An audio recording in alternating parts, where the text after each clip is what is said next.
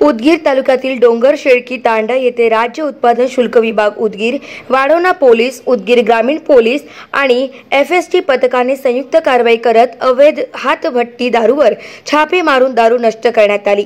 30 April ते 3 मे रोजी लातूर येथील वसंतनगर तांडा आणि डोंगर शेळकी तांडा या ठिकाणी विशेष मोहीम राबवून 3,07,835 रुपयांचा मुद्देमाल नष्ट करण्यात आला आहे।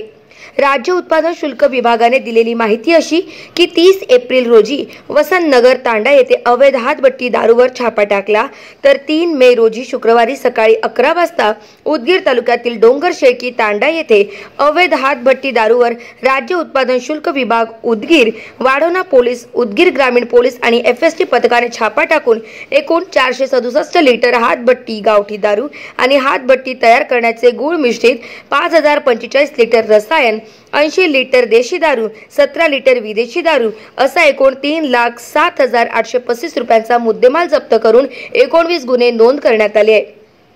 तर 17 आरोपींना अटक करण्यात आली आहे। डोंगर शेळकी तांड्यावर 10 दिवसांपूर्वी 22 एप्रिल रोजी 1,08,810 रुपयांची दारू नष्ट करण्यात आली होती। 10 दिवसात पुन्हा दुसऱ्यांदा डोंगर शेळकी तांडा येथे 3 मे रोजी शुक्रवारी सकाळी 11 वाजता कारवाई करण्यात आली आहे। सदरची कारवाई राज्य उत्पादन शुल्क विभाग उदगीरचे निरीक्षक रमेश टाटे, दुय्यम निरीक्षक JK Shinde, AS Ghuge, ND कचरे, GK मुंगडे, MG Patil, RG Salgar, सहाय्यक दुय्यम निरीक्षक गणेश गोले, जवान SV केंद्रे, JR पवार, श्रीकांत साळुंखे, सुरेश काळे, वाढवणा पोलीस ठाण्याचे सहाय्यक पोलीस निरीक्षक गायकवाड, API गायकवाड, महिला पोलीस कर्मचारी नागरगोजे,